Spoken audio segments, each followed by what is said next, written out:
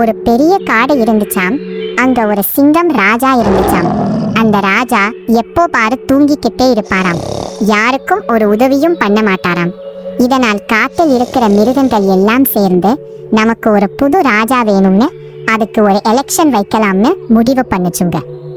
அந்த எலெக்ஷன்ல 2 பேர் போட்டி போட்டாங்க. ஒருத்தர் நம்ம நரி மாமா, இன்னொருத்தர் நம்ம யானை தத்தா.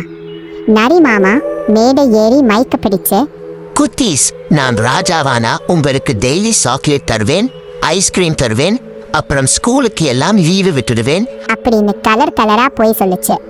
இதை கேட்ட உடனே குரங்குங்க எல்லாம் ஹே ஜாலி அப்படின்னு குதிச்சுதுங்க. அடுத்து நம்ம யானை தத்தா மெதுவா நடந்து வந்து, குழந்தைகளா, நரி சொல்றதெல்லாம் கொஞ்ச நேரத்துக்கு தான் இருக்கும்.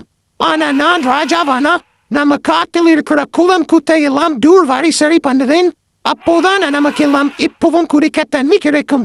காட்டை நான் பத்திரமா பார்த்துட்டேனா அப்படின்னு பொறுப்பா சொல்லுச்சு. இப்போ ஓட்டு போடுற நேரம் வந்துடுச்சு. நரி மாமா மெதுவா குரங்கு கிட்ட போய், ஏ குரண்டு தம்பி, எனக்கு ஓட்டு போட உனக்கு ஒரு கோடை மாம்பழம் தர்த்தேன் அப்படின்னு ஆசை காட்டுச்சு. ஆனா அந்த புத்திசாலி குரங்கு என்ன சொல்லுச்சு தெரியுமா? நரி மாமா, மாம்பழம் இன்னைக்கு வரும் நாளைக்கு தீர்ந்துடும். ஆனா யானை தத்தா குளத்தை சரி பண்ணினாதான் நமக்கு வருஷம் பூரா தண்ணி கிடைக்கும்.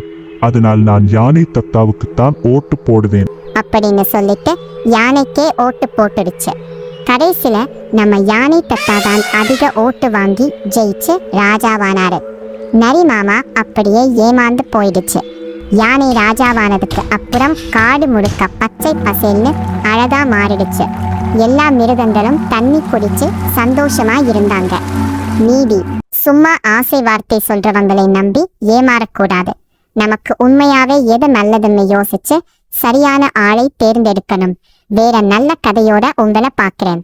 நம்ம சேனல்ல லைக் பண்ணிட்டு அப்படியே சப்ஸ்கிரைப் பண்ணிடுங்க.